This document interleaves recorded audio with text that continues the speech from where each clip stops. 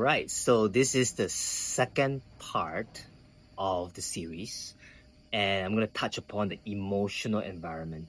Now, remember, your psychological state is made out of your mental and your emotions, and every thoughts are emotionally charged. There's an emotional energy that's charging a specific thought. And if you like to think about it, emotion means energy in motion. And this is basically this environment is basically what we do every single week when we were doing the coherence circle, and this is what we do when we come into a circle together. Is to work on this aspect of the emotions, right? So this is where I think most people are familiar with when it comes to coherence. And emotional coherence is basically the ability to be in the present moment. And when you're in your present moment, your higher self comes in, the best version comes true. When you feel your best, you show up as your best, you perform as your best.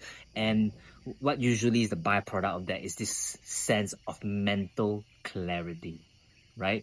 But before we can get to that clarity, we all know that we call it emotional baggages. We all know that when we carry all these emotional baggages, it influences our thoughts, it influences our mood. And the struggle here is that we think that emotions cannot be quote unquote controlled or managed.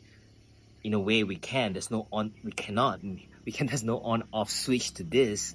But we can cultivate, practice things as mentioned, like breath work, right? As meditation, sound healing, being in nature, grounding yourself, all these kind of practices is able to help us to come back to the state of coherence. Now, in this video, I just want to continue to give you a bigger picture and continue to add into the framework that we have built.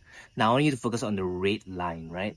Because this is how we operate when we are not emotionally coherent, when we are out of coherence, we're incoherence. And this is where our emotions take us. It takes us to the familiar past, right?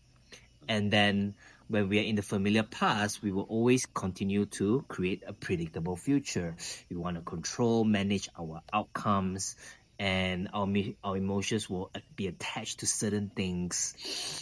And we think that is what we need to have or do, and we come up with a lot of convincing reasons why we should or should not do certain things.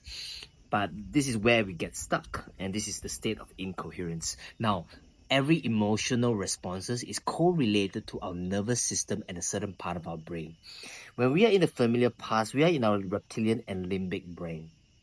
And this is the part of us that goes to fight, flight, or freeze, right? And then there's this part of the mammalian brain that is always continue trying to make sense of the future. But if it's hijacked by the past, you're continuously creating a mammalian brain. And this is the part of you that is trying to make meaning, make sense of things, explaining things, telling those stories. And even though we call the mammalian brain the so-called the better brain, but it isn't really any better, especially when it is influences by this part of yourself. Now, 90 to 92% of your thoughts are governed by this part of yourself. You could call these two things your subconscious mind. You could call this your conscious mind, right, to a certain degree, but it doesn't do much, and we're not always that present when it comes to using our mammalian brain. Now, this is something that most people do not make connection with, and I want to share this with you. There's a term called hypertransient frontality. What does that mean? This means we switch off our prefrontal cortex. Hypo means the lack, transient means the emptiness of it, and then the frontality is the front part of our brain. We shut that down when we are completely in the present moment. And this is the feeling when you lost sense of time, the sense of timelessness. There's a sense of selflessness. There's a sense of effortlessness and a sense of richness. And in a loose term, this is what we call the flow state. When we bridge the gap and in a state of coherence in the middle, we tap into the present moment. And this is what we do, in our meditation, in our coherent space. We come into this center alignment, and usually that feeling of bliss, the feeling of feel good, the feeling of oneness, connectedness drops in here. Meaning what? From a nervous system standpoint, We stop using our reptilian limbic brain only. We stop using our mammalian brain only. We get these two parts of ourselves, the mammalian and the reptilian and the limbic brain, to talk to one another. In this state, all parts of your brain are switched online. If this is the subconscious, this is the conscious, and where this is your super conscious mind. So this is what I want to share with you when it comes to cultivating emotional coherence. Of course, it's connected to your mental. And when you're in the super conscious state, it's very natural that you're going to live your life from your North Star, from your unique potential. And this is when all of your genetic abilities starts to be activated and be expressed.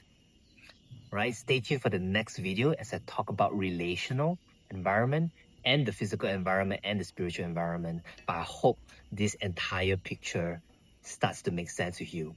Now you know your why. Let's go out there to your practice and do the how.